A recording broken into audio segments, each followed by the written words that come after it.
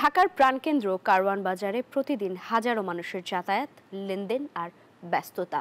এর মাঝেই বাজারের দ্বিতীয় তলায় এক কোণায় জমে আছে অজানা গল্প, যেখানে ৩০ থেকে ৫০ টাকায় রাত কাটে অনেকের। প্রতিটি রাত যেন শুধুই বেঁচে থাকার নীরব সংগ্রাম। সেই সংগ্রামের গল্পই তুলে ধরছেন সহকর্মী আবির হোসেন এবং ক্যামেরায় ছিলেন জহিরুল ইসলাম টুটুল। কারওয়ান বাজারের কাঁচা বাজারের দ্বিতীয় তলা, অন্ধকার ঝুপড়িগুলো যেন অজানা ডায়েরির পাতা লেখা এক একটি সংগ্রামী জীবনের গল্প। রাত নামলে এখানে আশ্রয় নেন কয়েকশো খেটে খাওয়া মানুষ। সারাদিনের হাড়ভাঙা খাটুনির পর তাদের একমাত্র আশ্রয়স্থল যেন এই জায়গাটি। ৩০ থেকে ৫০ টাকায় বিক্রি হয় রাতের ঘুম। সব মশার বিরুদ্ধে সুরক্ষা দিতে এলো বসুন্ধরা এক্সট্রিম অ্যারোসল। মশার বিরুদ্ধে এক্সট্রিম সুরক্ষা। একটা বাসালে থাকলে পারে ২,০০০-৩,০০০ টাকা বাড়া যায়, যদি থাকেও যায় না থাকলেও যায়।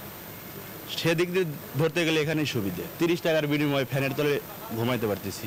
৫০০ লোক থাকে আপনার, ওরা কেউ ব্যবসা করে, কেউ মেন্তি কাজ করে।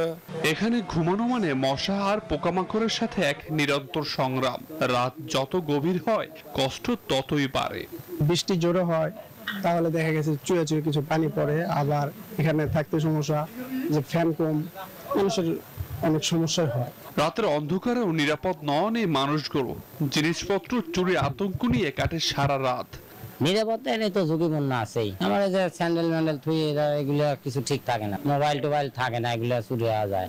যারা গ্রামে আপনজন ফেলে এই শহরে পেটের দায়ে ঠাঁই নিয়েছে, তারা ভালোবাসা খুঁজে ফেরেন ফোনের পর্দায়।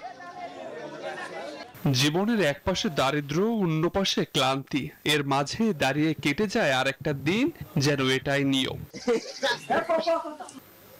সরকার আসে, সরকার যায়, তবে খেটে খাওয়া মানুষগুলোর ভাগ্য যেন একই রকমই রয়ে যায়। এই শ্রমজীবী মানুষগুলো শুধু এটুকুই দাবি, তারা শুধু ভালো থাকতে চায়। আবির হোসেন, নিউজ 24, ঢাকা।